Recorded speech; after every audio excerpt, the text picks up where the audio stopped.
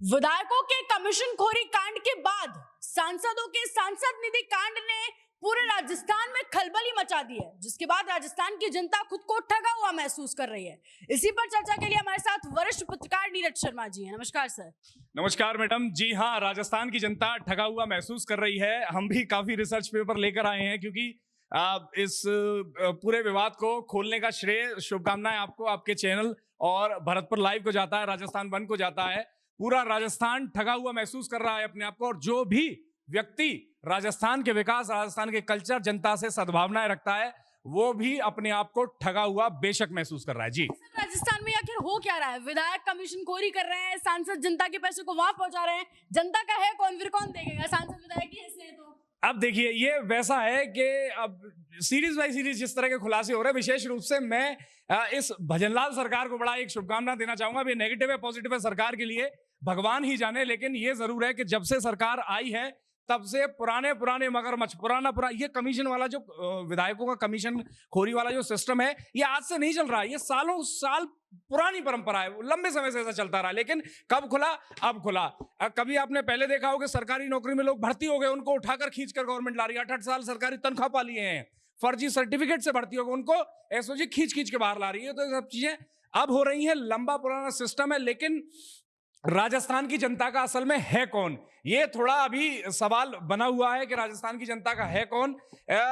ये कम से कम चुने हुए जनप्रतिनिधि तो बेशक नहीं है, ये अपने आला कमान, अपने आकाओं के नौकर हैं, और उन्हीं के आदेश पर ये सारी तुमा पलटी, अदला बदली और पूरा गेम हो रहा है। जी, तुक लगातार ये दिया जा रहा है कि राज्यसभा के सांसद भी तो पैसा भेजते हैं कांग्रेस की तरफ से, तो लगातार ये कहा जा रहा है। राज्यसभा के सांसद, आप इसको कैसे समझ सकते हैं? अब ये समझ लीजिए कि आप कौन ज्यादा बुरा है, ये वैसा समझ लीजिए। अब राज्यसभा के सांसद भेज रहे हैं, राज्यसभा के सांसदों को कम से कम इस जनता ने तो नहीं चुना है, ये एमएलए एमपी से मिलकर राज्यसभा सांसद चुन रहे हैं। और अक्सर कर ऐसा होता है कि ये इंपोर्टेड नेता होते हैं, इंपोर्टेड, जैसे कि कोई फिल्म टेलीविजन वाला हो गया, कोई बड़ा फंड देने वाला हो गया पार्टियों को। तो पार्टियां, मैं हर पार्टी की बात कर रहा हूं इसमें, वो अक्सर कर किसी को भी उठाकर एकदम से इंपोर्ट करती है और पैराशूट से लैंड करके वहां फला जगह से राज्यसभा सांसद बना देते हैं। तो आप देखिए, इसी तरह से राजस्थान में अगर राज्यसभा सांसदों को देखें जो अभी हिट लिस्ट में भी हैं, सुरजेवाला है, वो कहां से? हरियाणा के व्यक्ति हैं, राजस्थान से सांसद है। सोनिया गांधी कोई लेना देना नहीं राजस्थान से, लेकिन राजस्थान से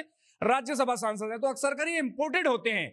तो अगर आप ज्यादा बुरा आपको किससे लगेगा? आप एग्जांपल के लिए समझिए, अगर आपके पिता आपके साथ दुर्व्यवहार करते हैं, आपको ज्यादा बुरा लगेगा, रेदर देन आपके दूर के मामा आपके साथ दुर्व्यवहार कर दे। तो ये वैसा ही है। सांसद तो वो है जिनको हमने चुना है हमारे वोट से, तो वो अगर ऐसा कर रहे हैं, हमारे पैसे को दूसरी जगह पहुंचा रहे, तो ज्यादा बुरा लगता है। रही राज्यसभा सांसदों की बात, तो नियम उनके लिए भी सेम है।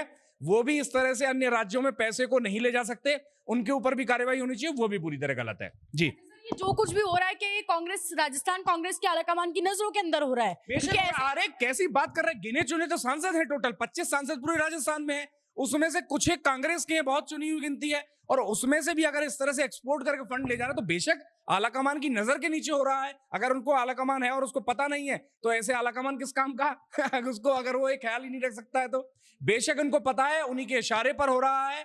और इस चीज को आप डिकोड इस तरह कर सकते हैं। ये कैथल कनेक्शन समझिए, ये हर व्यक्ति को जो इस पूरे सांसद फंड का और राज्यसभा सांसद फंड का जो लूट हो रही है, इसका जो कैथल कनेक्शन है, उसको समझना रहेगा। मैं देखिए, ये चीज में लिखकर लाया था, ये आपके लिए मैं आपको समझाता हूं। जैसे मुकुल वास्तिक है, मुकुल वास्तिक ने टोटल लगभग 1 करोड़ के काम करवाए हैं, इसमें से 25 लाख रुपए कैथल गया है। सुरजेवाला है, इन्होंने लगभग 93 लाख रुपए के काम करवाए, लगभग 1 करोड़ की काम करवाए, 63 लाख रुपए कैथल गया है। नीरज डांगी हैं, इन्होंने भी लगभग 1 करोड़ के काम करवाए, इनका 24.50 लाख रुपए कैथल गया है, 24.5 लाख रुपए के आसपास। तो ये कैथल कनेक्शन जरूरी है समझना। क्यों? जो बड़ा अमाउंट है पैसे का, संजना जाटव, ये राज्यसभा सांसदों की बात की है मैंने।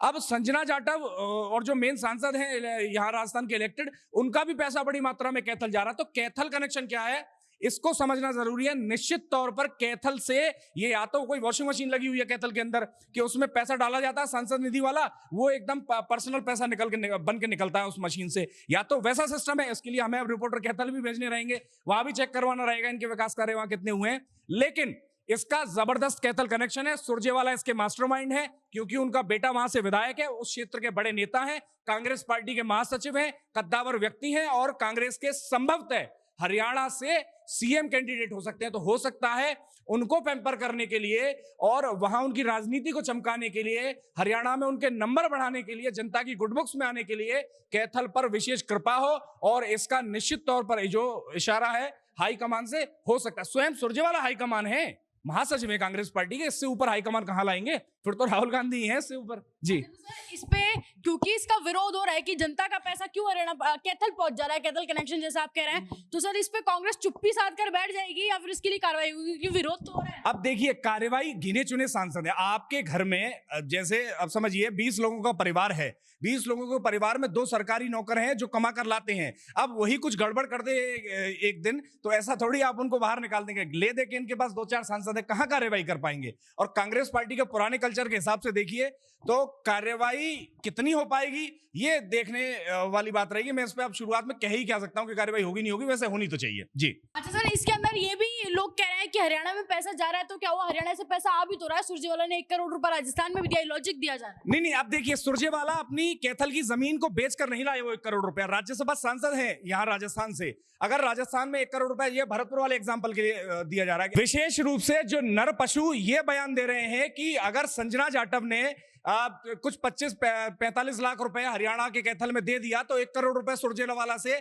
लाई भी तो है राजस्थान के भरतपुर में। तो वो लोग ये समझ लें कि सुरजेवाला अपनी कैथल की जमीन बेचकर नहीं लाए वो पैसा, वो राजस्थान का पैसा है। राजस्थान से राज्यसभा सांसद है, वो पैसा उन्हीं को यहीं खर्च करना है, जबकि 63 लाख रुपए अपने यहाँ खर्च कर चुके हैं जो गैर कानूनी है।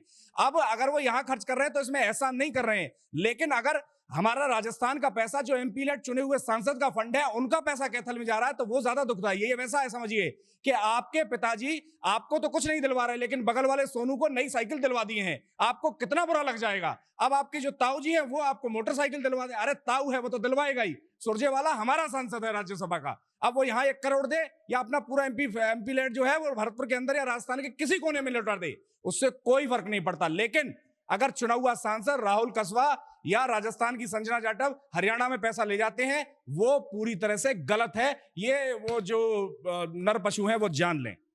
बहुत शुक्रिया सर आपकी राय के लिए। आप क्या सोचते हैं इस पूरी बातचीत पर? कमेंट सेक्शन में हमें जरूर बताएं और ऐसे जुड़े रहें राजस्थान के साथ।